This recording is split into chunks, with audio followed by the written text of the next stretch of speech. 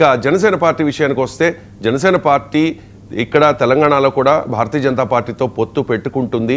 Pawan Kalyan Bharatiya Janata party అభ్యర్థుల తరపున ప్రచారం చేస్తారు అని చెప్పి అనుకున్నారు. షెడ్యూల్ కూడా వచ్చింది. బట్ ఎందుకో మరి పవన్ కళ్యాణ్ భారతీయ జనతా పార్టీ అభ్యర్థుల తరపున ప్రచారం చేయలేదు. కానీ జనసేన పార్టీ 336 వార్డుల్లో తెలంగాణలో పోటీ చేసిన పరిస్థితి కనిపిస్తోంది. మరి కాసేపట్లో ఎన్నికల ఫలితాలు 1 by 1 వస్తూ ఉంటాయి. ముఖ్యంగా ఈ 7 కార్పొరేషన్ల మీదే అన్ని పార్టీలు కూడా చాలా హోప్స్ పెట్టుకున్న పరిస్థితి కనిపిస్తోంది. తెలంగాణలో చూసాం 2023 అసెంబ్లీ ఎన్నికల్లో కాంగ్రెస్ పార్టీ అధికారాన్ని కైవసం చేసుకుంది. ఆ తర్వాత జరిగిన లోక్సభ ఎన్నికల్లో బీఆర్ఎస్ పార్టీ చతికిలబడిన పరిస్థితి. భారతీయ జనతా పార్టీ 8 లోక్సభ స్థానాల్లో, అలాగే కాంగ్రెస్ పార్టీ అధికార కాంగ్రెస్ పార్టీ 8 లోక్సభ స్థానాల్లో గెలిచిన పరిస్థితి. ఎంఐఎం 1 స్థానాన్ని మాత్రమే అప్పట్లో కైవసం చేసుకుంది. బీఆర్ఎస్ 17% ఓట్ షేర్తో ఉన్నప్పటికీ కూడా 1 స్థానాన్ని కూడా కైవసం చేసుకోలేని పరిస్థితి.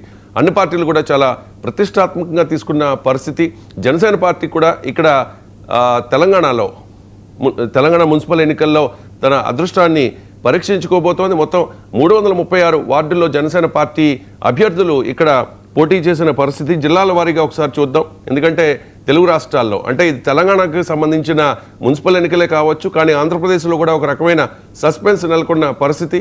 కారణం జనసేన పార్టీ ఇక్కడ తెలంగాణ మున్సిపల్ ఎన్నికల్లో పోటీ చేసింది. జిల్లాల వారీగా చూస్తే నిజామాబాద్లో మొత్తం 48 వార్డుల్లో జనసేన పార్టీ పోటీ చేసిన పరిస్థితి కనిపిస్తోంది. ఇక కొత్తగూడెంలో 22 వార్డులు, రంగారెడ్డి 21 వార్డులు, ఖమ్మంలో 17 వార్డులు, వరంగల్లో 20 వార్డులు, నల్గొండ 46 వార్డులు, మహబూబ్ నగర్ 44 వార్డులు, మహబూబాబాద్ 5 వార్డులు, అలాగే మెదక్ 18, కరీంనగర్ 56, ఆదిలాబాద్ 39, మొత్తం 336 వార్డుల్లో జనసేన అభ్యర్థులు పోటీ చేశారు.